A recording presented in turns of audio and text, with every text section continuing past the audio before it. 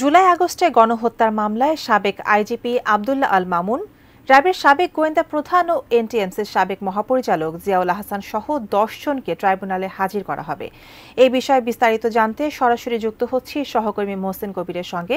মহসিন, যে ১০ জনকে আজকে হাজির করা হবে, এই ব্যাপারে সর্বশেষ কি তথ্য আছে আপনার কাছে এখন?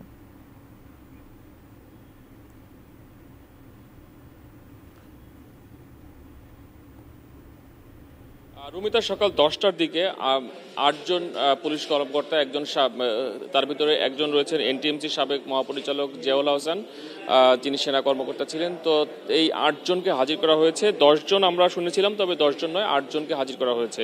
সেই 8 কর্মকর্তার মধ্যে রয়েছেন পুলিশের সাবেক মহাপরিদর্শক চৌধুরী আব্দুল্লাহ আল মামুন রয়েছেন। যেমন শুরুতে বলছিলাম যে এনটিএমসির সাবেক মহাপরিচালক এবং র্যাবের সাবেক গোয়েন্দা প্রধান জিয়াউল আহসান তিনি রয়েছেন। ডিএমপির মিরপুর বিভাগের সাবেক উপকমিশনার জসিমউদ্দিন মোল্লা, বরখাস্ত হওয়া ঢাকা জেলার অতিরিক্ত পুলিশ সুপার আবদুল্লাহিল কাফি, যার বিরুদ্ধে সাভারে 5 আগস্টে ছাত্র জনতার উপর গুলি এবং সেই লাশ পোড়ানোর অভিযোগ রয়েছে। স্বাস্থ্যকর অল টাইম ফ্যামিলি কেক, সব সময় অল টাইম হেলদি লাইফ।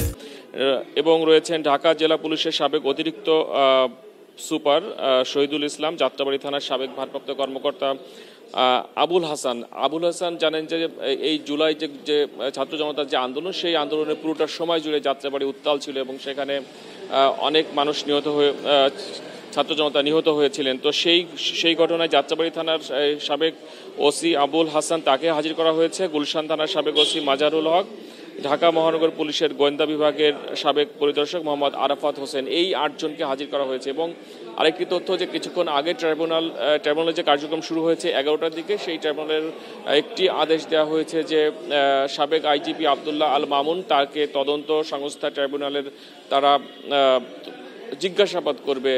যে জানেন যে জুলাই আগস্টে যে আন্দোলন, সেই আন্দোলনে হেলিকপ্টার দিয়ে গুলি করা হয়েছিল। তো সেই গুলির ঘটনায় সাবেক আইজিপি আব্দুল্লাহ আল মামুন, তাকে জিজ্ঞাসাবাদ করা হবে, সেই অনুমোদন ট্রাইব্যুনাল দিয়েছেন। এবং এই যে আসামিদেরকে আজকে হাজির করা হয়েছে, যে মামলাটি, সেই মামলায় মোট 23 জন আসামি, তার ভিতরে 8 জন গ্রেপ্তার রয়েছেন, যাদেরকে আজকে হাজির করা হলো। এবং এই মামলায় 28 এপ্রিল তদন্ত প্রতিবেদন জমা দিতে হবে, সেই তারিখ দিয়েছেন ট্রাইব্যুনালের বিচারপতিরা। অর্থাৎ আগামী 28 তারিখে আবার তাদেরকে হাজির করা হবে। আরেকটি বিষয় একটু জানিয়ে রাখতে চাই যে হাইকোর্টে আজকে বেশ কয়েকটি ঘটনা কিন্তু রয়েছে। তার ভিতরে সকালবেলাতেই একটি আদেশ দেওয়া হয়েছে প্রধান বিচারপতির নেতৃত্বে যে 5 সদস্যের বেঞ্চ, সেই বেঞ্চে রিভিউ শুনানি ছিল একটি, যে 27তম বিসিএস এর যে বাদ পড়া 1137 জন নিয়োগ বঞ্চিত কর্মকর্তা,